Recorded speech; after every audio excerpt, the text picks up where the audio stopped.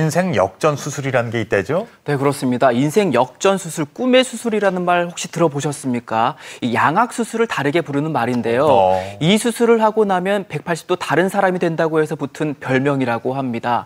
그런데 이 수술의 긍정적인 면에 비해서 위험성은 사실 많이 알려져 있지 않습니다. 심지어는 이 수술을 계획하고 있는 환자에게조차 그 부작용에 대해서 자세하게 설명하고 있지 않아서 문제가 되고 있는데요. 그 현장 취재했습니다.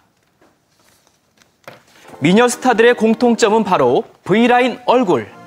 이렇게 아름다운 얼굴 라인을 만들어준다는 양악 수술의 열풍. 요즘에 이쁘면 다 인정받는 풍토니까 해도 된다고 생각해요. 연예인들이 하면 이뻐져서 저도 하고 싶어요. 그렇다면 양악 수술의 부작용에 대해선 얼마나 알고 계십니까? 아름다움 속에 감춰져 있던 양악 수술에 대한 불편한 진실, 지금 시작합니다. 지난해 작고 갸름한 얼굴을 갖기 위해 성형외과에서 양악 수술을 한 사례자를 만났습니다. 양악을 권했고 이뻐질 수 있다고 그런 식으로 너무 말을 해주셔서 그냥 제가 한 거예요. 마법처럼 얼굴이 바뀔 줄 알았지만 효과는 없었습니다. 오히려 부작용 때문에 일상생활이 불가능할 정도인데요. 지금 턱의 감각이 아무것도 없어요. 꼬집고 해도 감각이 없고 막 시리고 특히 작년 겨울에는 정말 시려고 외출을 못할 정도였고 머리 감으려고 고개를 숙이면 더 시린 증상이 심해요. 무엇보다 가장 힘든 건 다물어지지 않는 입입니다. 빨대 없이는 벌어진 입 때문에 물을 마시기도 힘들 정도. 수술 전 이런 부작용에 대해 어떤 설명도 듣지 못했다는데요. 하고 싶어갖고 진짜 큰 돈을 들여서 한 건데 이렇게 진짜 제 인생이 거의 망한 것 같은 느낌이라서 정말 속상하고 그냥 사회생활 같은 게 다 하고 싶어갖고 두려워요. 지금 그녀는 병원을 상대로 소송을 준비 중입니다. 이런 위험 속에서도 양악 수술의 유행은 계속되고 있는데요. 그 이유 중 하나는 바로 몇 년 전부터 미인의 조건이 된 V라인 얼굴 때문입니다. 이런 유행을 실감할 수 있는 곳이 있습니다. 바로 유명 성형외과가 대거 몰려있는 강남 지역인데요. 인기를 입증하듯 거리는 물론이고 지하철역 안에서도 양악 수술 광고를 쉽게 볼 수 있습니다. 하지만 그만큼 부작용 사례도 빠르게 증가하고 있는데요. 위아래 턱뼈가 어긋나버린 경우도 있고요. 심각한 경우엔 피부 조직이 썩어버린 경우도 있습니다. 얼마 전 공정거래위원회에서 발표한 자료에 따르면 양악 수술 피해 상담 건수는 2009년부터 매년 가파르게 증가하고 있는데요. 그만큼 양악 수술 실행 건수도 증가하고 있습니다. 특히 양악 수술을 한 뒤 몰라보게 예뻐진 연예인들의 모습이 공개되면서 더욱 화제가 되고 있는데요.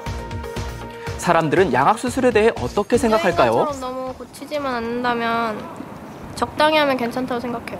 예뻐지고 그러면 좋다고 생각해요. 예뻐지고 싶어서 양악 수술하는 거니까 좋다고 생각해요. 그게 양악 수술 좀 위험하기도 한데 그런 거는 걱정 안 해요? 다 그거 부담하고 하는 거 아니에요? 이뻐지려고 하는 거니까. 인터뷰한 시민 중 무려 70%에 가까운 수가 양악 수술을 긍정적으로 생각하고 있었는데요. 그렇다면 V라인을 만들어준다는 양악 수술이란 도대체 어떤 수술일까요? 아래 턱뼈와 위 턱뼈를 함께 움직여 턱의 교합을 개선하는 수술이 양악 수술인데요. 치료뿐만 아니라 미용 효과까지 있어 2000년 중반부터 성형외과에서도 양악 수술을 하기 시작한 것입니다. 하지만 그만큼 위험한 수술인데요. 양악 수술은 위턱과 아래턱을 같이 수술하기 때문에 한 4일 정도 코가 막힐 수가 있습니다. 그래서 기도 관리의 문제, 그 위험성을 생각해야 되고요. 또 한 가지는 수술의 범위가 많다 보니까 출혈이 많을 수 있죠. 그 점이 조심해야 할 위험한 점입니다. 양악 수술에 관심 갖는 분이 많던데요. 하지만 이 뼈를 건드리는 실제로 2012년 2월에는 20살 학생이 양악 수술을 하던 도중 의식 불명의 상태에 빠졌다가 사망한 사건이 발생하기도 했습니다. 10명 중 1명은 부작용을 겪는다는 양악 수술. 유형도 신경마비부터 부정교합 등 심각한 문제가 많이 발생하고 있습니다. 그럼에도 불구하고 성형외과에서 양악 수술을 쉽게 권하는 이유는 무엇일까요? 눈, 코, 턱 등의 수술 비용을 모두 합한 것보다 양악 수술 한 번이 더 많은 수익을 얻을 수 있기 때문이라는데요. 최근 성형외과에서 양악 수술을 권유받은 사례자를 만났습니다. 입이 크게 잘 벌어지지 않고 아래턱이 살짝 비대칭이라는 이유였는데요. 원래 턱이 좀 안 좋았어요. 잘 안 벌어지고 양악 수술을 까지 해야 된다고 왜 이제 왔냐고 뭐 그런 식으로 말을 하는 거예요.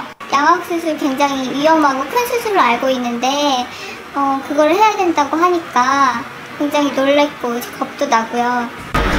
실제 성형외과에서 어떻게 양악 수술을 권하는지 알아보기 위해 잠입 취재했습니다. 일상생활하는데 불편함이 없고 기능적으로는 전혀 문제가 없음을 미리 얘기하고 상담했는데요. 그래서 한쪽으로 이렇게 너무 이렇게 턱이 쏠려 있어요.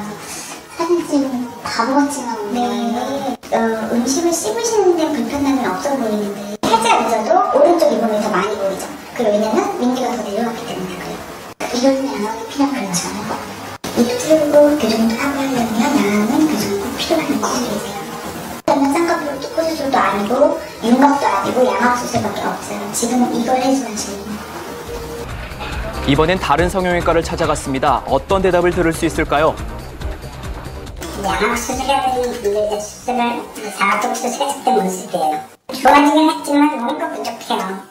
어떤 식으로 장착하냐에 따라서 결과의 차이가 있기 때문에 저는 양악 수술을 어쩔 수 없이 말씀드릴 수밖에 없는 거죠. 전부는 아니지만 대부분의 병원에서 아무렇지 않게 양악 수술을 권하고 있었는데요. 수술 부작용에 대해선 어디에서도 설명을 들을 수 없었습니다. 정말 양악 수술은 꼭 해야만 하는 걸까요? 양악 수술 필요 여부를 확인하기 위해 정밀 검사를 실시했습니다. 악관절 증상과 관련돼서는 구강내과에 내원하셔서 적합한 치료를 받으시면 되고, 악관절 증상을 개선시키기 위해서 굳이 악교정 수술이라고 불리우는 양악 수술이 필요한 경우는 아닙니다. 교정으로도 치료가 가능하다는 판정을 받았습니다. 비용도 훨씬 저렴해졌는데요. 큰돈 들어간다고 해서 되게 걱정했는데 안 해도 된다고 해서 정말 다행인 것 같아요. 그렇다면 양악 수술은 꼭 해야만 하는 경우는 어떤 경우일까요? 안면 비대칭이나 부정교합, 주걱턱이나 무턱이 심해서 생활이 불편할 경우에 필요한데요. 이런 경우에도 전문의와의 상담이 우선시 돼야 할 것입니다.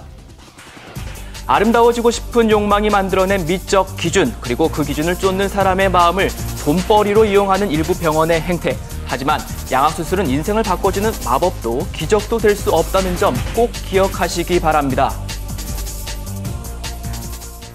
보면 볼수록 참 큰 수술입니다. 근데 그런 위험성에 비해서 병원에서 어떤 부작용이나 위험성에 대한 설명은 좀 부실하지 않나 하는 생각이 들고요. 그렇습니다. 이 턱이나 치아에 문제가 있어서가 아니라 미용 목적으로 불필요한 수술을 하는 경우가 늘고 있어서 더 문제가 되고 있는데요. 지난 13일 공정거래위원회에서 양악 수술에 대한 소비자 표준 약관을 만드는 방안을 추진하겠다 발표를 했습니다. 이 피해 보상에 관련된 약관뿐만 아니라 상담 시 약관도 꼭 필요하다는 점 유념해 주시기 바랍니다. 네.